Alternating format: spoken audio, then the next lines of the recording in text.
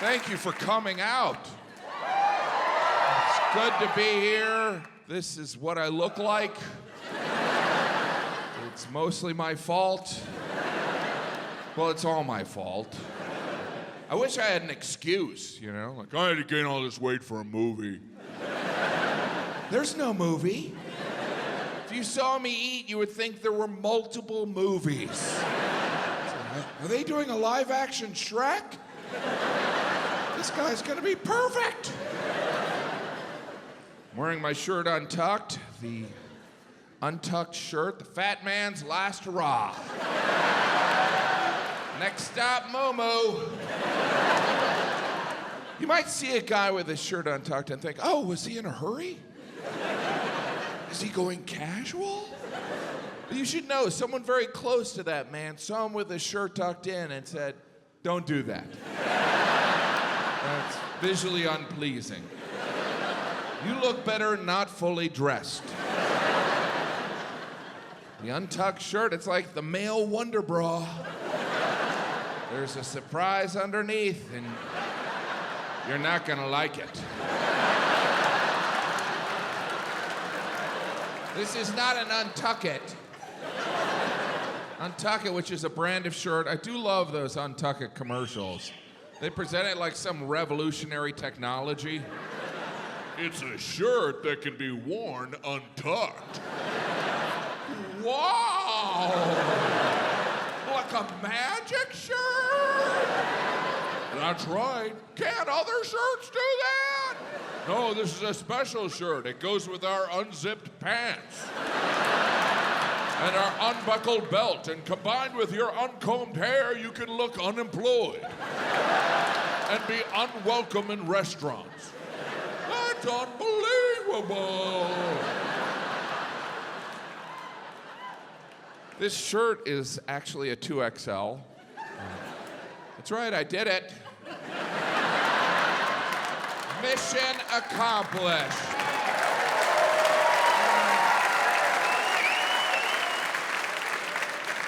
There should be a moving up ceremony for when you hit 2XL. It is with great pride and slight disgust that we present this garment, roughly the size of a circus tent, to this slob who actually struggles to put on his own socks. He may now burp for no reason at all. I am new to the 2XL community. They've been very welcoming. Did some research. You know what the size after 2XL is? Kill yourself. No, it's 3X. Triple X. That's pornographic. It's so fat, it's obscene. Triple X does sound like some fat on fat action. Oh, yeah. Oh, yeah. And I'm heading there, hopefully by the end of the show. I don't know what happened. All I did was eat abusively for 40 years. And suddenly I'm fat? That doesn't seem fair. I am now at the size, when I go in clothing stores, salespeople look at me like, we got nothing for you. And you can't use our bathroom. When I go out to eat, if I order a salad, the waiter's always like, "Aww, look at you try." I'm always afraid he's gonna gather the whole staff. The fat pig is trying. The fat pig is trying. Hi. I've always talked about my weight and my stand-up, but in the past, after shows, if I ran into audience members, they'd be like, "Jim, you're not that fat. You're not that fat." But now after shows, people are like, "Good show. You nailed it." I don't care. I like to eat. I like to eat. When you like to eat, what's weird is people assume you enjoy cooking. Well, you must know your way around the kitchen. I know where the food is. Well, you must love to cook. Look, I like to sleep. It doesn't mean I want to build a bed. The truth is, I don't like to do anything. Like when I order delivery, I'm kind of annoyed they don't know what I want already. What do I have to do, everything? I did lose some weight last summer. Thank you. Thank you. I did. Well, I had my appendix removed. It still counts. I didn't know what the appendix was, and since I'm an idiot, I just pretended like I did. The doctor was like, "We have to remove your appendix." And I was like, "Both of them?" Luckily, he thought I was kidding. He's like, "Ah."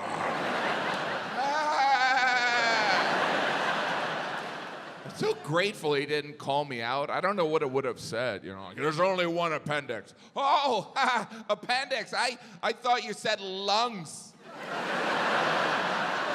To me, they sound similar because I'm dumb.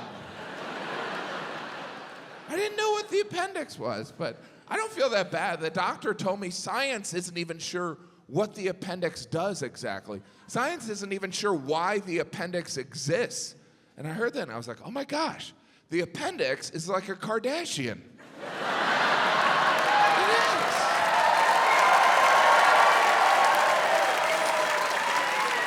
Think about it. It's a mystery to everyone. But for some of us, causes excruciating pain and needs to be removed with a knife. Obviously, I'm not promoting violence against any of the Kardashians, just the mother. There's always one person that gets too into that joke. Yes, kill the mother. Kill her and smear her blood on my face. I think it's strange science doesn't know what the appendix does. That means nobody knows. You never hear science doesn't know, but Earl has a theory. Earl, when you were cleaning the toilet, you mumbled something.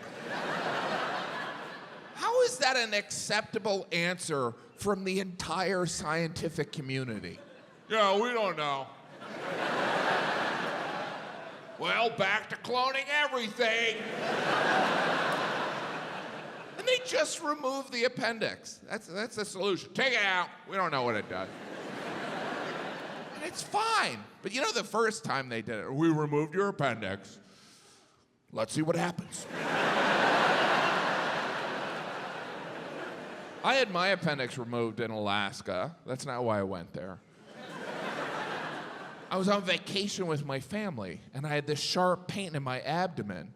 And since I'm a genius, my first thought was, oh, I pulled a muscle in my stomach. That's what I sincerely thought. See all these muscles?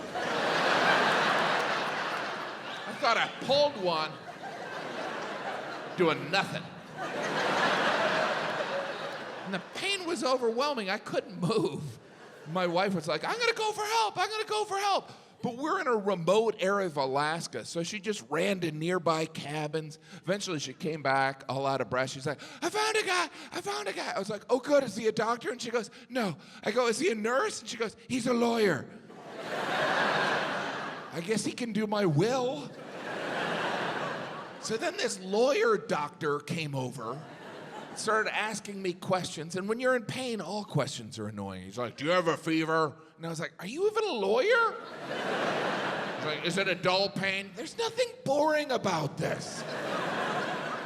Eventually, I had to be airlifted on advice of counsel. I was airlifted, which was embarrassing, because unlike a heroic airlift of someone from a natural disaster or a wounded soldier, I was just a fat guy with a tummy ache. The helicopter pilot was like, wait, your stomach hurts? Yeah, it's real sore. Do you know how much it costs to rent a helicopter? But my tummy hurts. I knew it was expensive. I sat on that helicopter the entire ride, just holding my stomach and praying, please don't let this be gas. Sweet Jesus, don't let this be gas. Because if it's gas, I don't think I can return to my family. Hey kids, Daddy's back, had some gas. Took a helicopter ride. None of you wanted to go to college, did you? A little out of our price range now. We don't know what caused the gas. It might have been Daddy's 3 breakfast burritos. Pretty much a medical mystery. I was airlifted to the closest hospital. They removed my appendix. They did a good job. I mean, I'm female now. The surgeon who removed my appendix, his name was Dr. Muffaletta, which is also the name of a delicious New Orleans sandwich. And I do look like a guy who would know that. So when he introduced himself, I was like, am I being visited by the ghost of Sandwich Past? Is Nurse Po' Boy about to come in? I woke up after the surgery, covered in Mardi Gras beads.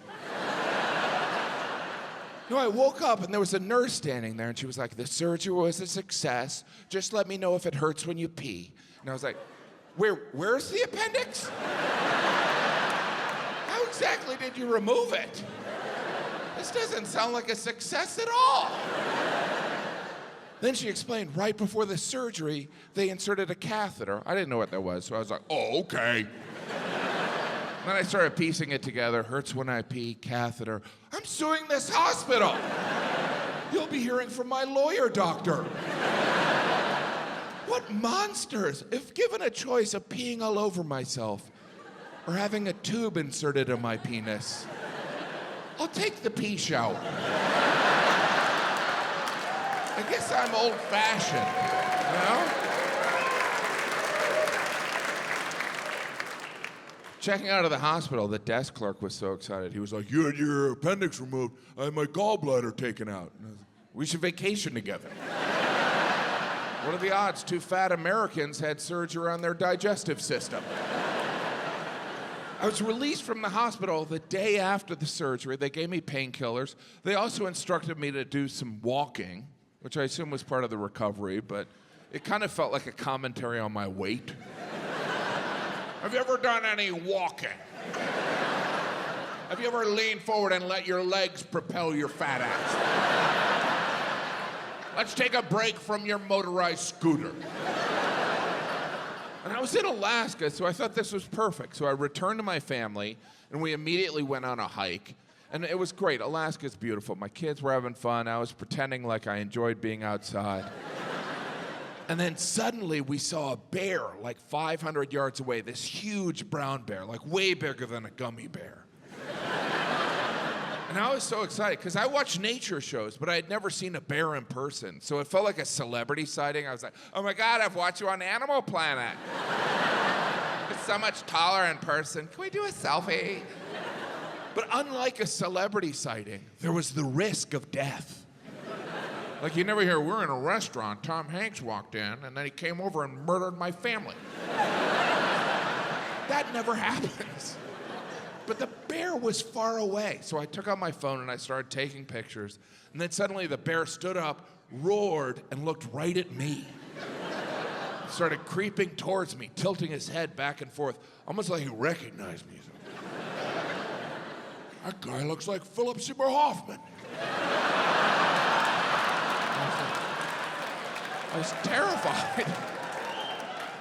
Luckily, we were with a tour guide, and I looked at him, and he goes, don't worry, I have bear spray. And I was like, do you have anything stronger? Like a bear gun? Because I don't think this bear's approaching to get his hair done. And the bear kept coming. And then suddenly the tour guide goes, okay, I want everyone to start walking backwards slowly. Walk backwards slowly. I guess so the bear could catch up. So we started walking backwards slowly. By then, the bear was in a full sprint. I had surgery 12 hours ago, so I smelled delicious. I was also sunburned, so I probably looked like a giant land salmon. The bear couldn't believe his luck. Like, I'm not gonna have to eat for a month. I was like, I'm gonna die. I'm gonna be eaten by a bear. Which is ironic, given how many animals I've eaten. So I started humming Circle of Life and continued walking backwards slowly. I should point out, it's not like we were walking backwards slowly to a car or a cabin. We were walking backwards slowly to nothing. It probably looked like we were teasing the bear, like, come and get it, Mr. Bear. You looking to get a little grizzly? Craving a little 2XL, are you? And before you knew it, the bear was upon us, and he killed us, and we died. such a bloody mess. No, what really happened is at one point the tour guide pulled out this thing. It looked like a pen. I was like, great, he's gonna ask for the bear's autograph. And I learned later on it was a bear flare, and he squeezed it, and this tiny fireball went out towards the bear, and I was like, oh good, something to anger the bear. But the fireball bounced off the bear stopped, and then just ran the other way like it forgot something at home. And we all looked at each other like, oh my gosh, that just happened. And that's a true story. Well, most of that's true. Well, it's all true except there was no bear.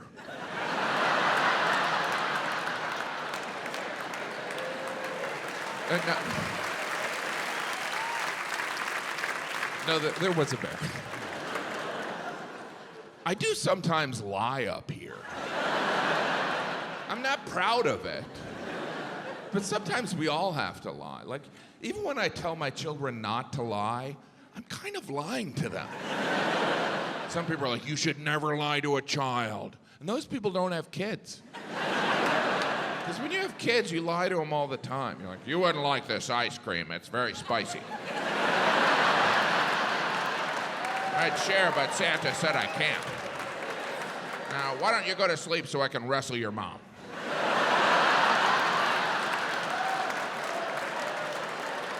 I'm not encouraging lying. I'm just saying there are times when you need to, right? Like if you're late to meet someone and you see that they're already angry and you don't have an excuse, you have to lie. Because if you told that person the truth, they would never speak to you again. You gotta be like, hey, I gotta come clean. I just couldn't motivate to get going. I mean, eventually I could. What I'm trying to say is I don't value your time. I've identified there are 2 times when it's socially acceptable to lie. To spare someone's feelings, it's okay to lie. It's also okay to lie to cover up a murder. Allow me to explain. When we discover someone's a murderer, we also learn they've done some fibbing. But we tend to focus on the murder part. You never hear, I'm angry he killed that guy, but frankly, I'm more upset about the lying. It's the dishonesty that bothers me. Some trust has been broken. Speaking of lying murderers, I watch a lot of Dateline. I don't want to brag. Some other winners out there. If you're unfamiliar or you have a life, Dateline is a news magazine show, like 60 Minutes, but at one point, Dateline just went all in on murder.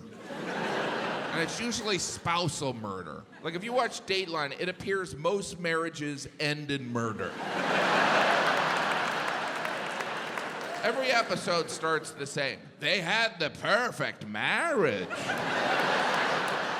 But you know someone's getting killed.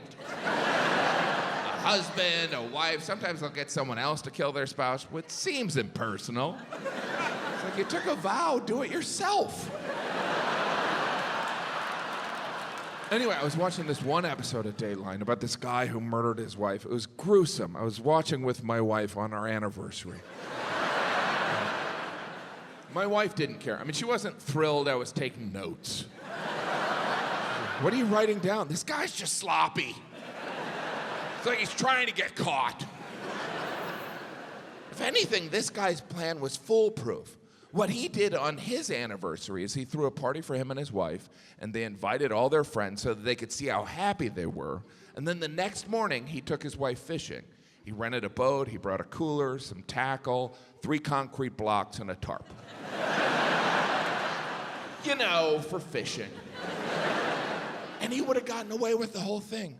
But 3 months after his wife disappeared at sea, he got engaged to a stripper, which is kind of suspicious.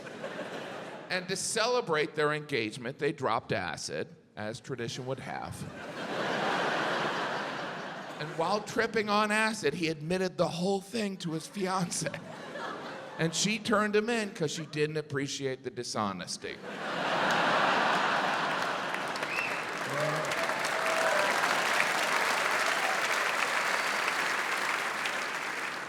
And as the episode ended, all I could think is, I'm a terrific husband.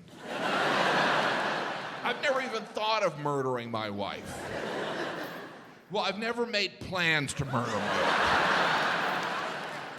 Well, I don't own concrete blocks. I can see some of you are like, Jim, I don't like the murder jokes. I don't like them. But wouldn't it be great if in a week you learned I was a murderer? Because then you could brag. You could be like, oh my gosh, we were at the taping for a special.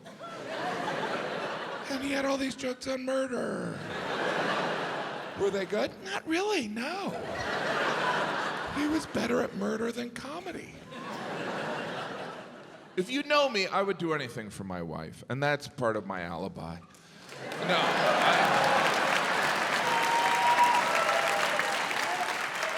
I would do anything for my wife, but I'm not a romantic person. I wish I was. There are moments when it's glaringly obvious. I get to travel so much doing stand-up. I did a show in Cologne, Germany, and before the show, I was walking over this bridge that went across the Rhine River, and as I walked across, I noticed there were hundreds of locks on this bridge, and each of the locks had two initials. And it was apparent that couples had put their lock there as a symbol of their relationship. And I looked at it and I thought, that's perfect. Nothing captures love like a rusty padlock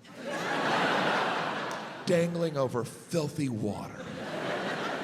But it was visually spectacular, and it affected me. I'm almost embarrassed to admit this. I found myself spending the next hour just kind of looking for a hardware store in this town I had never been in. I spent an hour looking, and eventually I found a hardware store. I went in, and I bought a bolt cutter.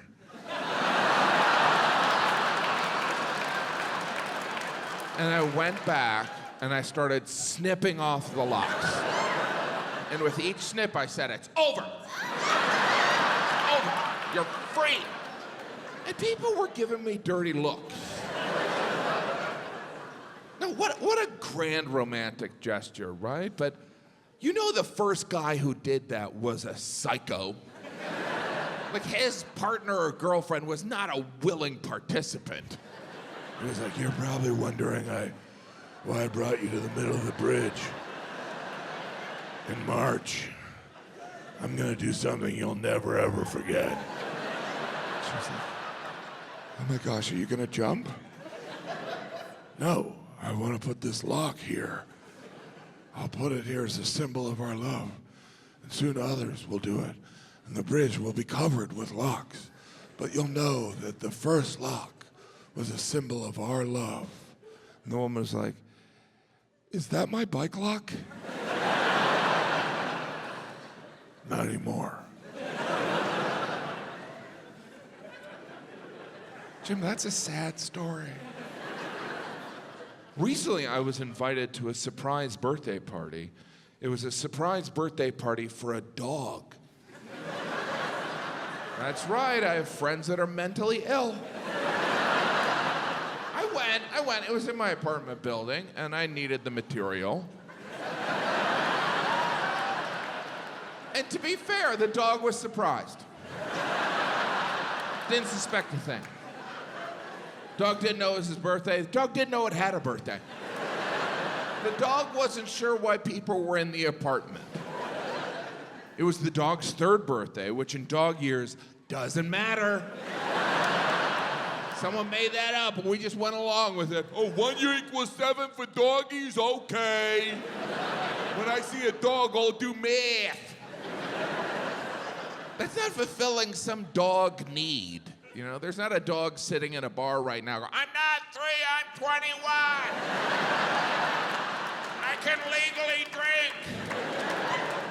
That's not how dogs keep track of time. If you have a dog, you know they don't keep track of time. You've left your home, forgotten something, walked back in, only to be greeted by your dog like you've just returned from war. They're back! It's a miracle! They're back after I don't know how long, because I'm a dog!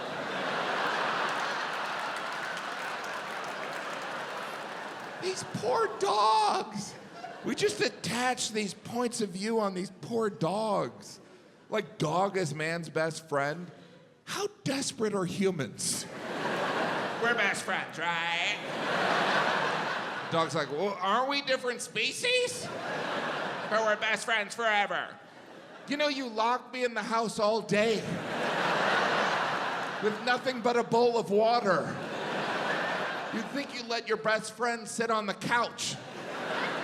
We're best friends. Now put on this fireman's outfit. We're gonna do a photo shoot for Instagram. You know, sometimes when you sleep, I think about eating your face.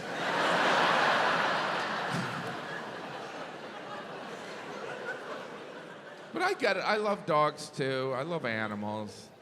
We all have the friend that announces they love animals in a way that implies the rest of us are drowning kittens. Yeah, but I love animals. Well, that's a pretty exclusive group of just you and anyone who's not a serial killer. Yeah, but I just get along with animals better. Or humans don't like you.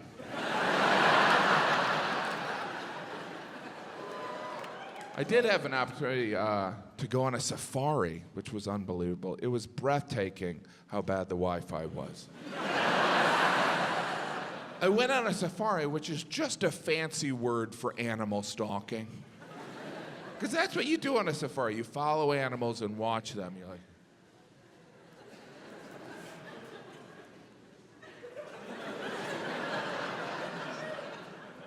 Beautiful. It's a good thing these animals can't report us to the police. Yeah, officer, that fat guy in the untucked shirt followed me for an hour this morning. I woke up and he was taking pictures of me and my family. We were naked.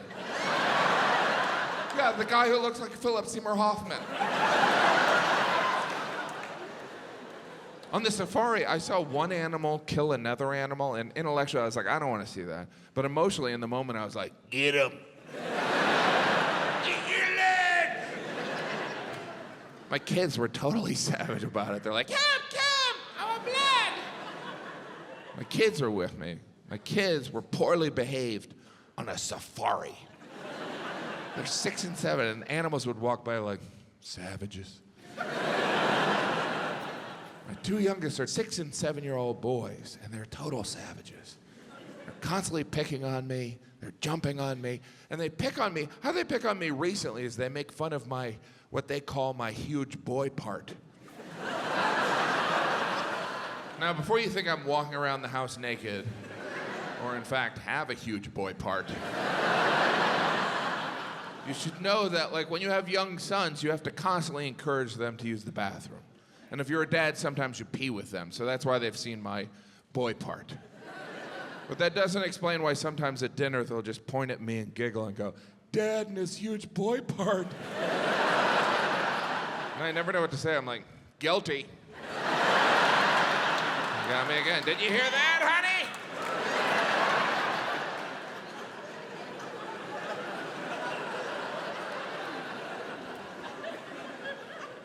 Lovely weather out there. I prefer the cold to hot. I do. I know that's surprising looking at me, given I look like a snowman. But I prefer the cold, you know? Last summer, I was in Las Vegas. It was 114 degrees. 114 degrees. You can actually hear the sun at that point. Didn't feel safe. I was like, are we supposed to be here? 114. Like, you're never at a friend's house, you're warm in here. Yeah, I set the thermostat to 114. That's how I like it. I'm part lizard. Thermostats don't even go up that high. Meat thermometers do. I think God is just cooking people in Vegas. Oh, no one's smoking. I love smoked meat. It was 114 degrees, which was shocking, but not as shocking as how casually Las Vegas residents just went about their day in that heat. It was like, you were like, let's play Frisbee, time to walk the dog. I was like, get inside! The earth is on fire! Get inside and beg for God's forgiveness! You've obviously angered him! That's why Vegas is called Sin City. It's the same temperature as hell.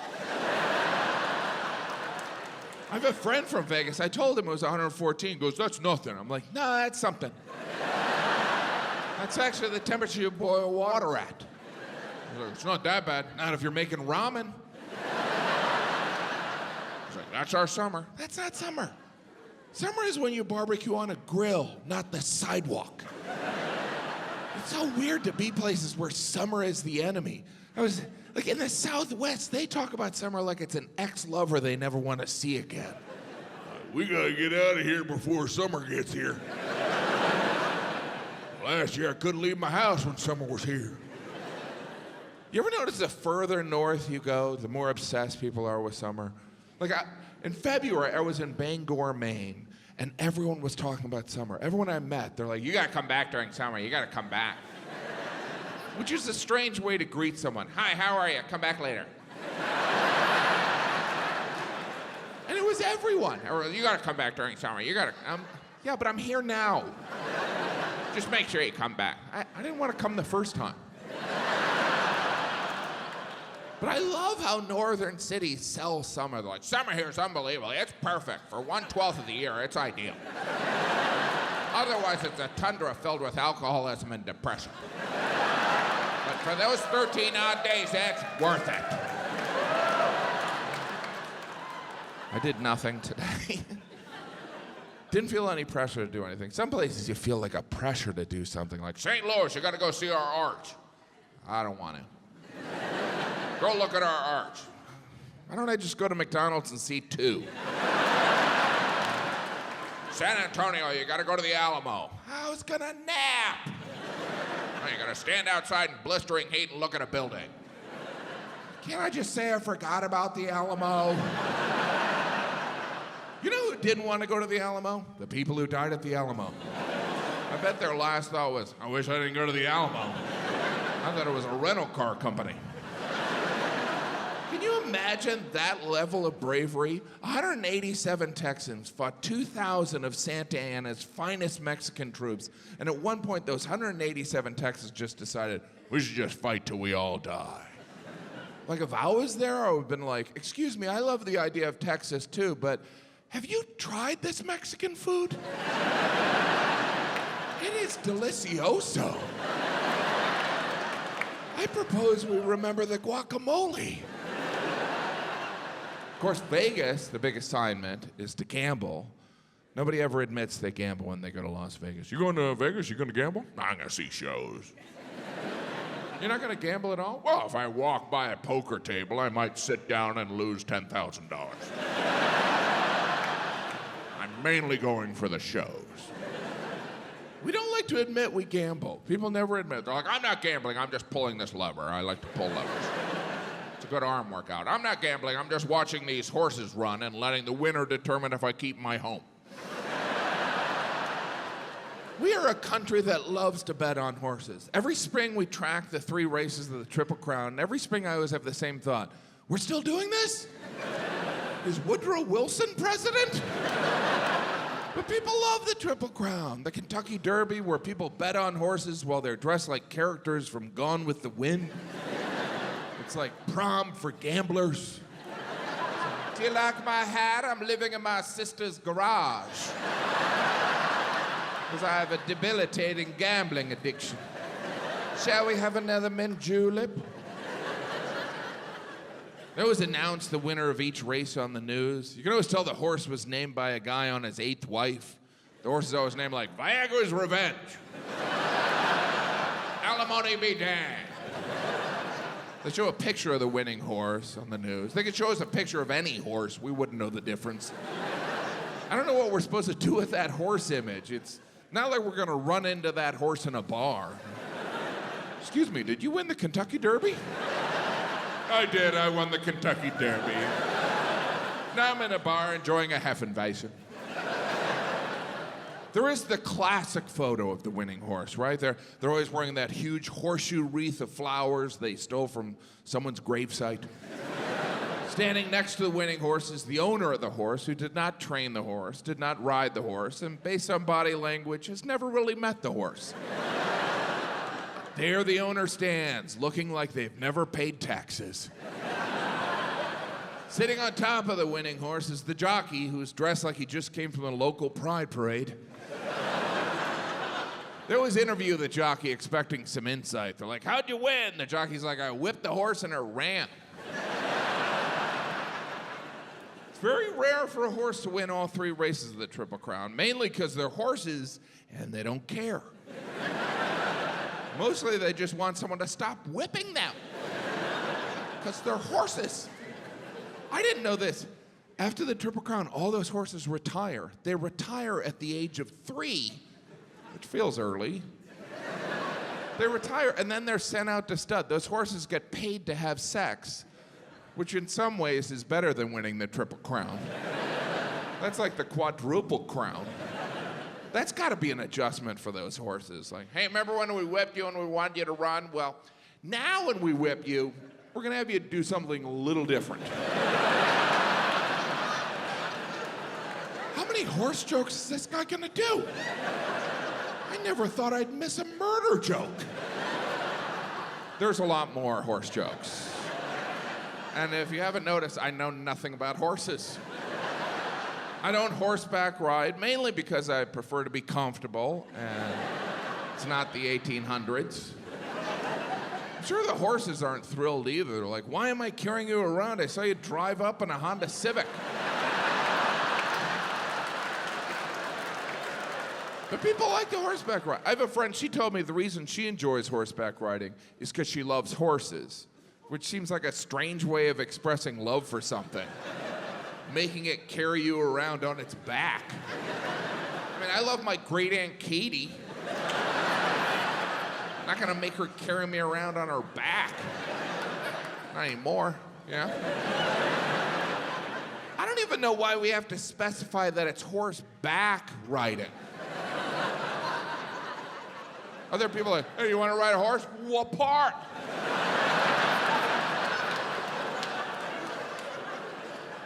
The part that looks like a seat, the back. Oh, good, because I've done horse ass riding. That was painful. I kept falling off. I should probably tell you, the rest of the show is all horse jokes. Is he serious?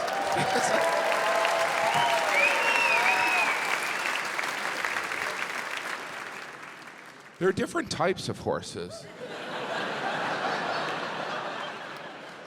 He's gonna keep going, isn't he? You know, there are breeds of horses, right? Which is different from horse breeding. I don't know if you've ever seen 2 horses breed, but that'll keep you awake at night.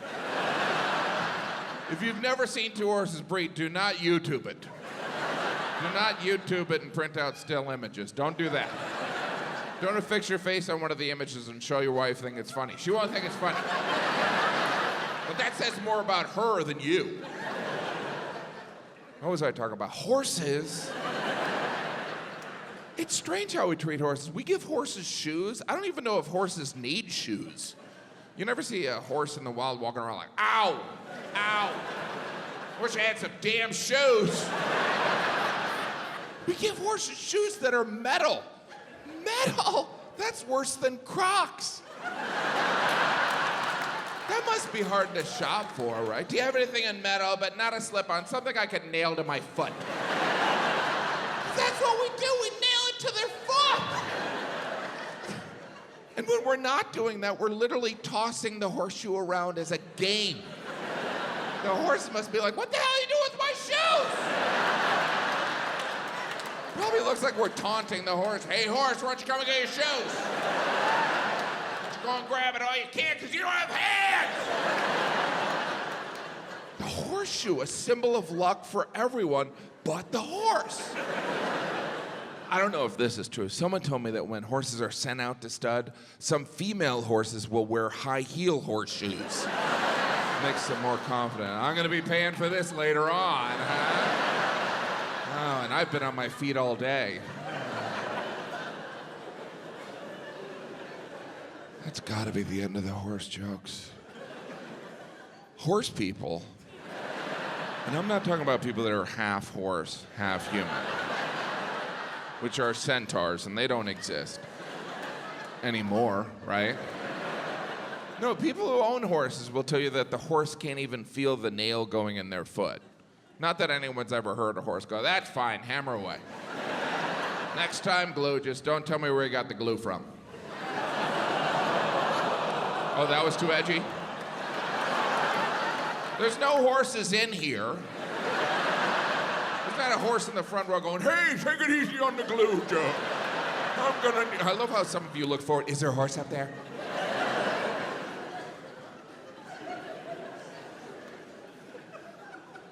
It's strange how we treat horses, you know? The most shocking way we treat horses is when they break their leg, we shoot them. That's a harsh medical plan. And someone explained the reason they shoot horses when they break their leg is because it's unlikely the leg will heal properly. And I was like, unlikely? So there's a chance? Can you imagine how stressed out horses must be? Like, I stepped on a branch. It was a branch! Put down the gun! Look at the branch! It's a branch! Even if they're injured, they're like, I'll walk it off. I'm gonna walk it off. Put the gun down. Jeez, you guys, anyone... You ever heard of Ben Gay? What's going on? Put down the...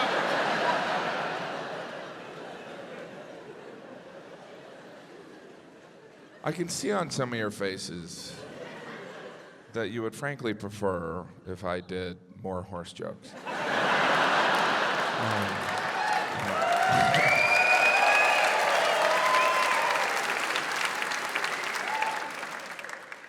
Okay.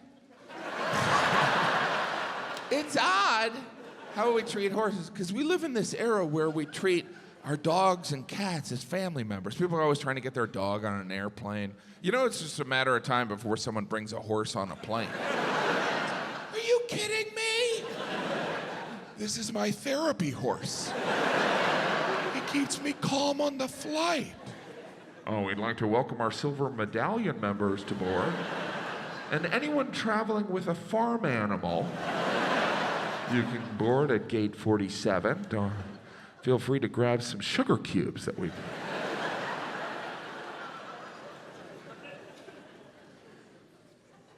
Horsepower. Horsepower is so different from girl power. Do you know what I mean? It's like, you go, horse. Hey, hey, is what horses eat. Okay, I can tell at this point there's probably 1 or 2 or 300 of you that are frankly annoyed by the horse jokes. And I want you to know that your annoyance gives me pleasure.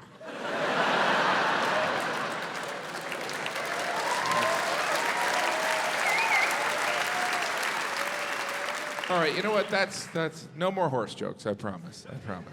All right? Anyway, ponies are completely different. Here's the problem with doing roughly 10 minutes of horse jokes. Besides the audience hating you for the rest of their lives, is for the next couple minutes, you will all be like, is there a horse joke coming? Or you're gonna be like, he could have put a horse joke in there. He didn't use the reference giddy up. Why wouldn't he put it in there? But I want you to put the horse jokes aside. Put them in a barn. And I'm gonna talk about something else. Maybe. No, it's over. You know, as I mentioned earlier, I did some shows in Europe, and I only bring that up to try and impress you. But I flew over, really the only way to get across the Atlantic. You rarely run into someone that's like, you know what, I paddleboard. It was a great arm workout.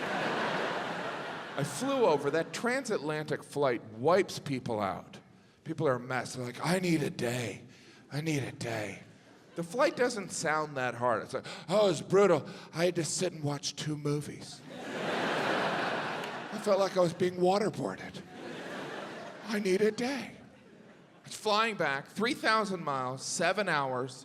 We landed. The guy sitting next to me was like, that took too long. It used to take 6 weeks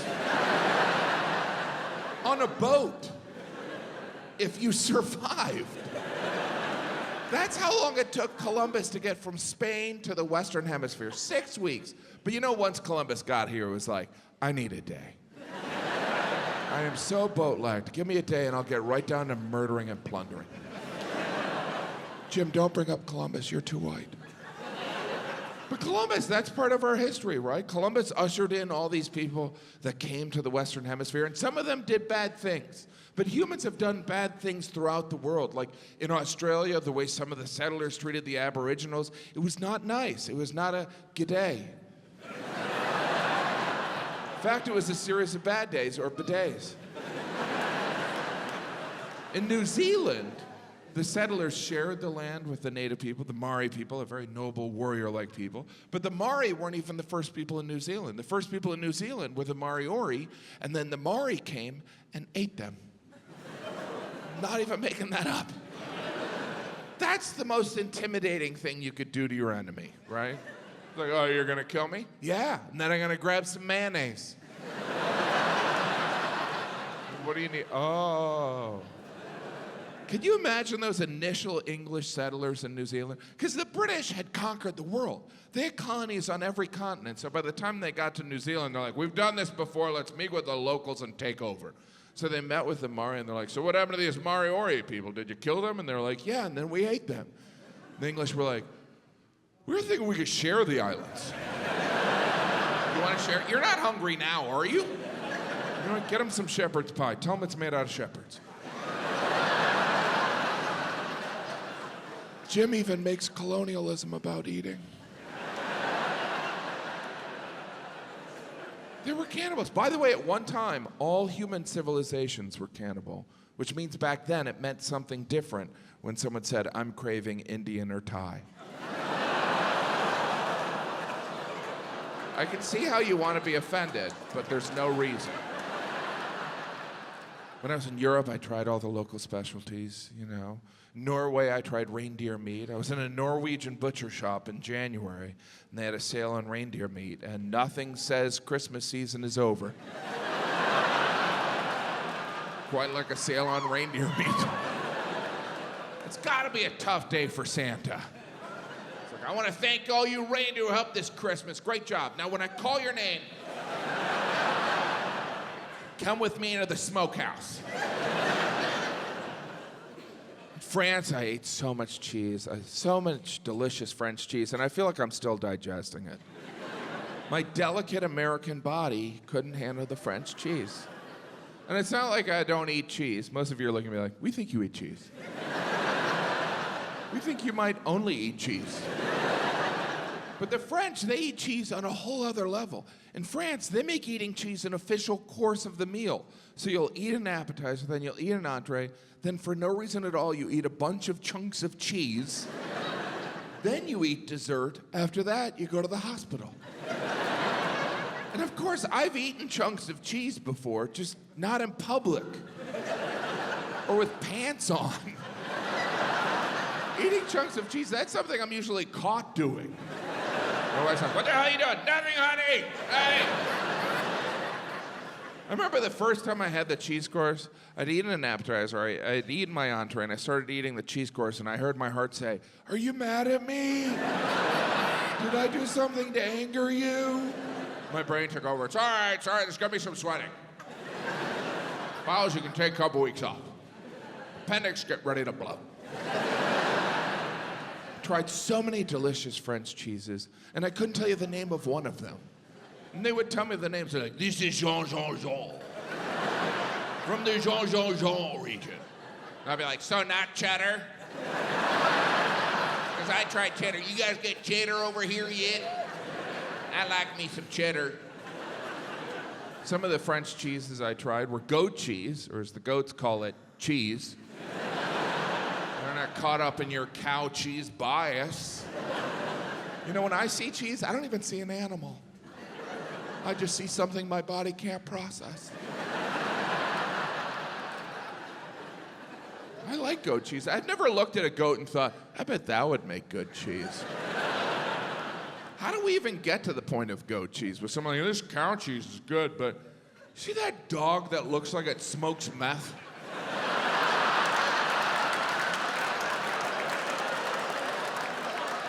Can someone try and milk it? I got a hunch it would make cheese that would go great with beets. Those Europeans, they have a different approach to dairy. When they make a sandwich in Europe, they put butter on the bread. They put butter on the bread and then mayonnaise. Ugh. That's like putting on contacts and glasses. Butter on the bread of a sandwich, that actually sounds like something Americans would do that Europeans would criticize us for. Those American pigs, when they make a sandwich, they put butter on the bread. No wonder they fat pig.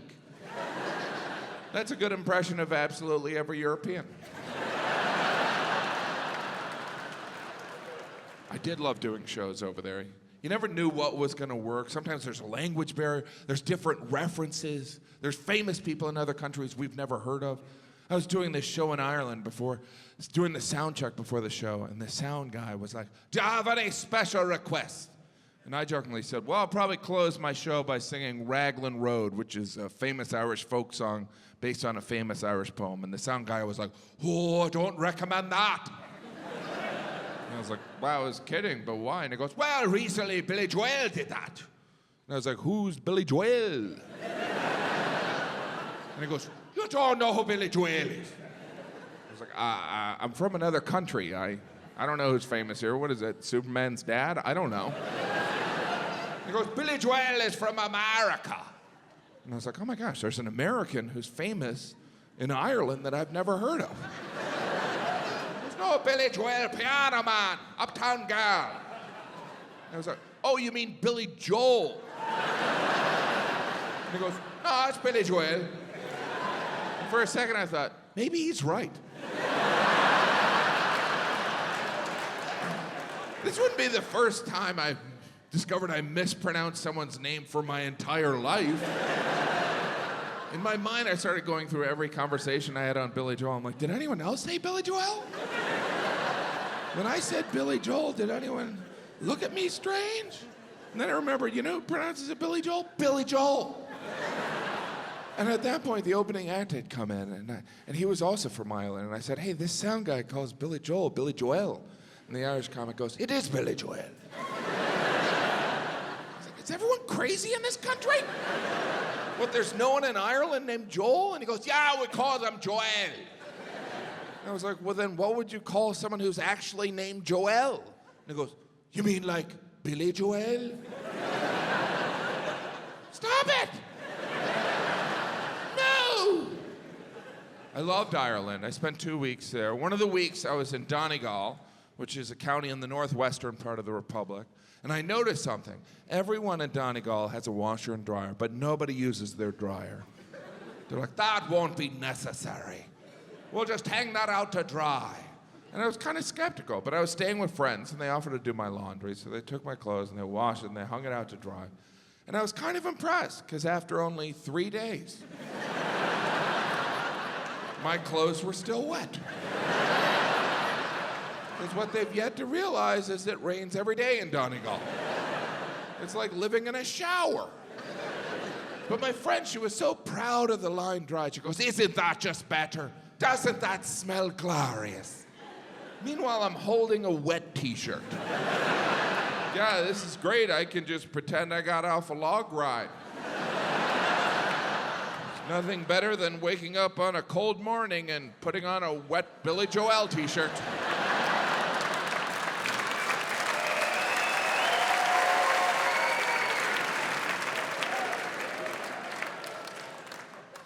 My kids were with me. In Amsterdam, I brought my kids to the Anne Frank house. I told some friends that, and they're like, "Aren't your kids a little young for the Anne Frank house?" And you know what I learned? They are. They're too young. But I wanted to bring them. You know, it's an important place. I want them to learn. So I brought them. We were standing outside the Anne Frank house, and I said, "This is a special, somber place. This is where Anne Frank, her family, and some friends hid from the Nazis for 2 years, and they couldn't speak during the day. And Anne also wrote this diary, so let's be respectful." My 6-year-old raised his hand, and he goes, "Do they have video games here?" And I said, "I'm going to need you to be quiet for the rest of your life." Bought tickets online to the Anne Frank house. I Googled it. The Anne Frank house has a Google rating of 4.4 out of 5 stars. Who's giving the Anne Frank house a bad review? It's like, "Yeah, wasn't that fun? It's kind of crowded, and there were no video games." Why do we feel the need to review everything? Nobody's going to Aunt Frank's house looking for hot dogs. I misread it. I thought it was Aunt Frank's house. I was getting ready to have me an Amsterdam dog. When I travel with my kids, we always try and do one educational thing a day. It usually involves going to a museum. And museums are great. They're important. But they're also exhausting, right? Acting like you're interested in that crap. There's so much pressure to be impressed in a museum. It's like, ooh, look at that, kids. Wow, that's a water fountain. What do we got over here? And I've been to all types of museums. You know, I've been to children's museums, which are really just museums of diseases your kids can get from other people's kids. It's like, why don't you go over there and see if we can get the chickenpox? In Stockholm, I brought my kids to a ship museum, the Vasa Museum. It was a ship museum, but it only had one ship, so it felt more like a ship garage. But that one ship, the Vasa ship, sunk on its maiden voyage in Stockholm's harbor in the 1700s, which is not good. But that's the largest attraction in Sweden. Most countries, their big attraction is a design marvel, like the Sydney Opera House or the Eiffel Tower. But Sweden was like, here's our boat that didn't float. This is why we make furniture that ironically floats. Often the museums are art museums, and those are the most intimidating, right? Because in art museums, they tell us what is the good art. We have no say in the matter. They're like, that's good art. Oh, okay. I'll take your word for it. They treat everyone like a child at an art museum. They're like, don't touch anything. Nobody touch anything. I wasn't gonna. Now I kind of want to. Everyone's speaking in hushed tones. Be respectful. We're about to look at the work of a madman. He painted this after he chopped off his own ear. Why are we whispering? Van Gogh's dead. Even if he was alive, he couldn't hear us. Recently after a show, someone came up to me, they're like, you know, it's not pronounced Van Gogh, it's pronounced Billy Joel.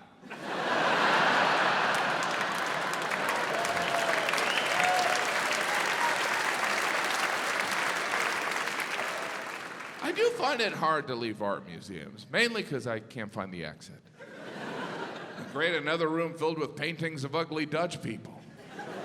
In the 1600s, they painted every ugly Dutch person.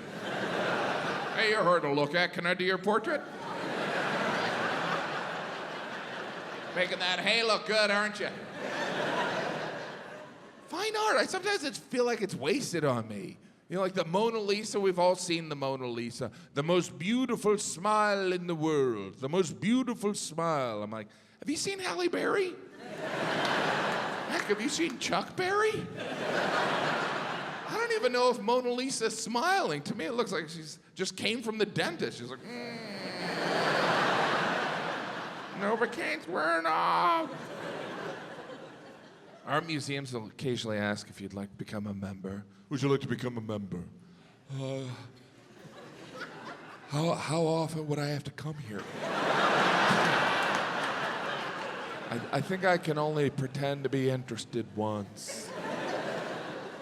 There's always people sketching in an art museum. I always point them out to security. I'm like, copying. Got a forgery happening mid-forge. Those art museum security guards, you know, they're important. Some of that art is priceless. Some of it's on loan. You see that next to a painting. On loan from a rich person. The poor people may look at my art. Don't let them get their peasant fingers on it. Some of that art is priceless. Recently, a Da Vinci painting sold for $450 million. Like, what room do you put that in your house? I put that in the game room. It was a Da Vinci painting, Salvatore da Mundo. It was a painting of Jesus, but it's not like Da Vinci even knew what Jesus looked like. He painted it 1,500 years after Jesus walked the earth. So he was just guessing. He's like, I don't know, he's got brown eyes probably? I don't know. He probably just painted someone he knew. You know, back in the day, people are like, what is that, your nephew Eddie? Da Vinci's like, no, that's Jesus. the savior of the world. Eddie's wearing the same outfit as that. That's a coincidence. So many paintings of Jesus, right? But there's really two types of paintings of Jesus. There's Jesus as an adult or Jesus as a baby. There's no teenage Jesus. There's no acne Jesus with the beginning of a mustache. Jim, you're going to hell for that. And you sound so dumb right now. That is my worst fear, is to come across like an idiot. And you guys are like, you should be terrified then. I mostly get nervous when I'm talking to really smart people. You ever been talking to someone and you hear yourself not make sense? But instead of stopping, you just keep talking. You know what, I'll pull it together at the end. Whoops, that might not have been a word. That's usually the moment where I make eye contact with my wife. She's like, what the hell are you doing? Trying to make you look good.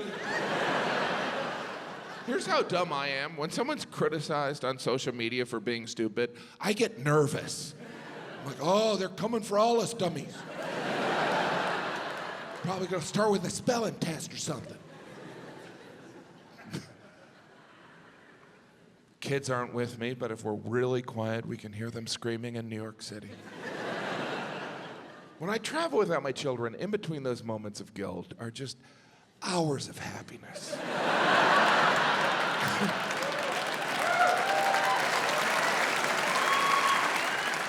I mean, I love my kids. I just love them more when I'm not with them.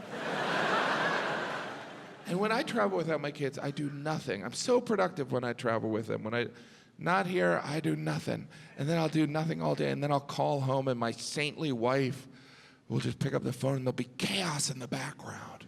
And she'll be like, what'd you do today? I'm like, what'd I do? Well, I got up, did that a couple times. Enough about me, what about you? And she'll put my kids on the phone, they'll be like, third grade's hard, and I'm like, it gets so much worse. But school is hard, you know? I try and be supportive in the morning. I'll be like, look, I know you don't want to go, but just remember, I never have to go to school again. Anyway, off you go, I'm gonna nap. I wouldn't want to be a kid. I like the age I am. I wouldn't want to be a teenager. I wouldn't want to be in my 20s. I like being 30 years old. I try and schedule tours around school breaks. You know, like at Christmas one year, I did a bunch of shows in Florida. My wife and kids came down. My wife's family also came down because they didn't want us to have a good time. I'm kidding. I love my wife's family. Did that sound believable? I do love them. They're my in-laws.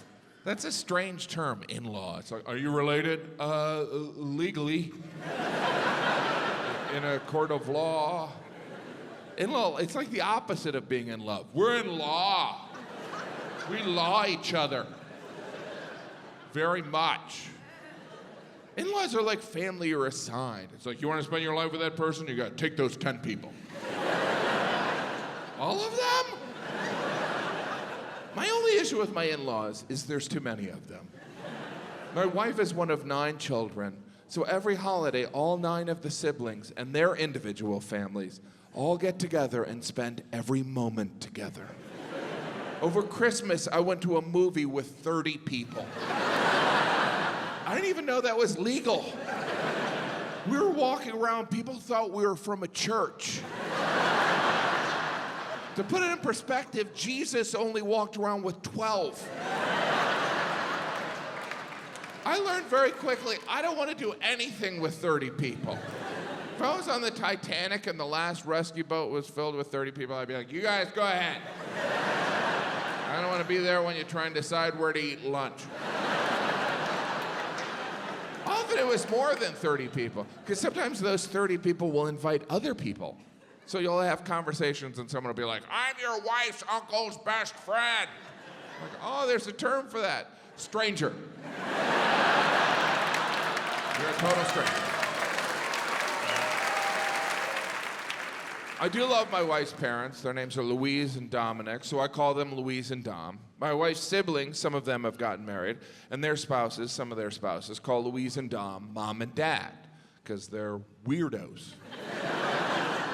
Now, I understand sometimes you marry into a family and you become so close to the parents that you want to call them Mom and Dad, but don't.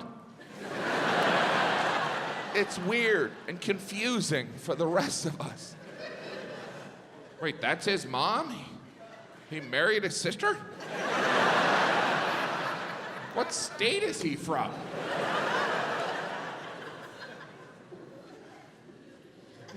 By the way, this is all prosthetic.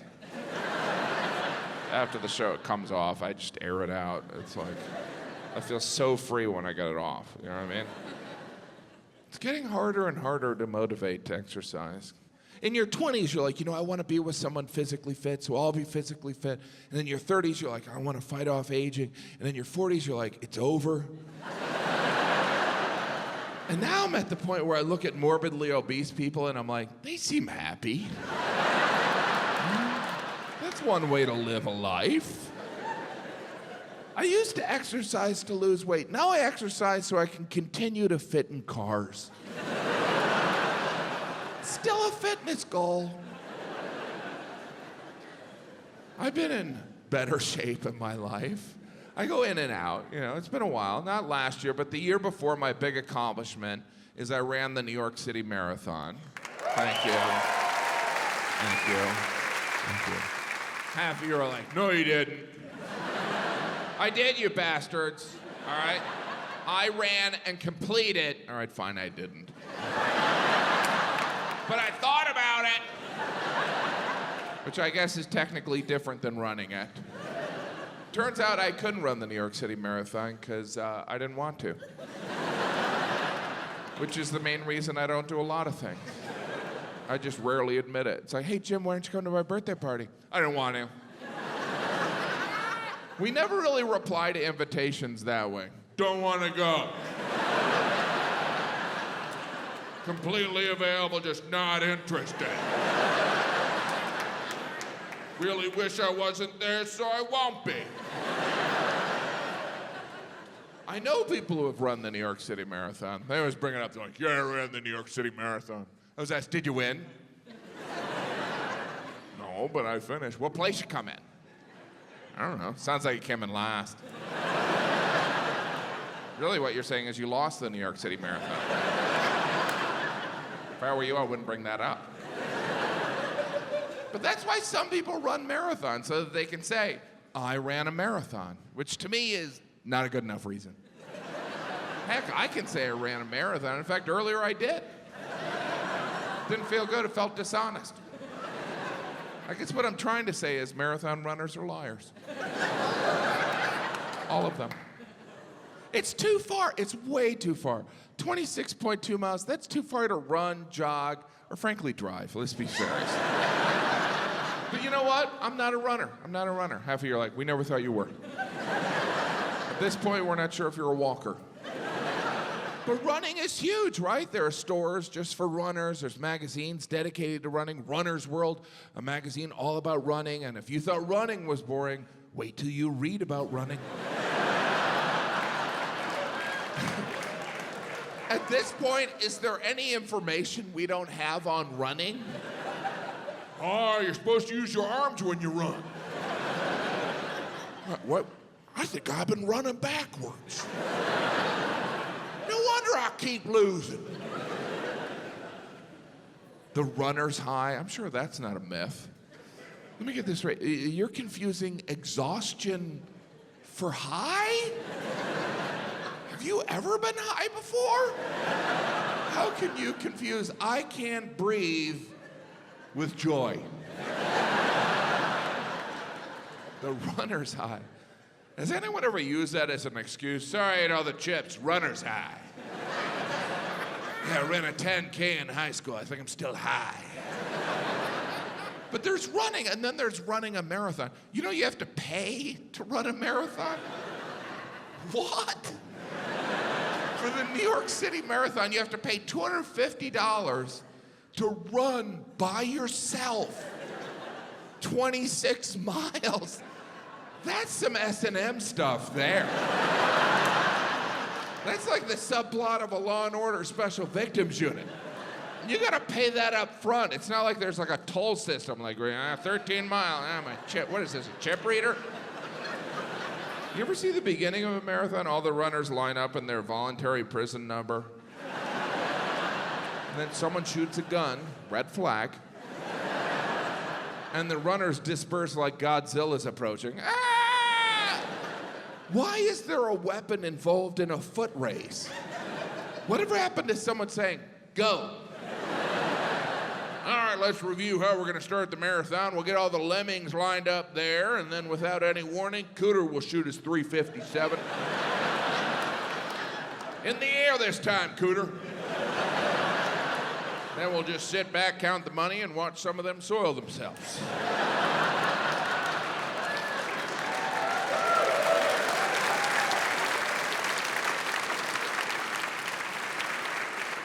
You ever see the winner of a marathon? They do not look healthy. They look like they were forced to run a marathon. Like it was some negotiation as part of ransom. I finished, now can I have my children? I ran 26 miles, I drank my own urine, I'm wearing a tinfoil blanket. What's going on with my kids? Of course, I respect people who run marathons. Heck, I'm impressed by the people who pass out water at marathons. I was looking at them like, I couldn't do that. Probably gotta get up early. Then you gotta find cups. Then there's passing out all that water. My arm's just sore thinking about it. At least those people are doing something at the marathon. You ever see the rest of people watching the marathon? They're like,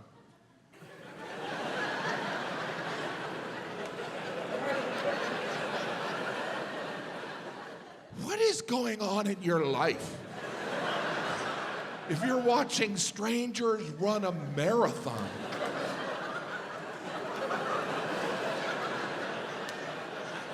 I suppose some of them are there supporting friends. You know, I wouldn't want that. I don't even want someone to see me in a hurry. That seems like a big request of a friend, right? Hey, can you watch me run 26 miles? Only take your entire Sunday. You can only watch someone run part of a marathon. It's not that big of a commitment. It's like, you can do it. All right, I'm going to brunch. But you can watch someone run a marathon. You can't go into a health club and watch someone on a treadmill.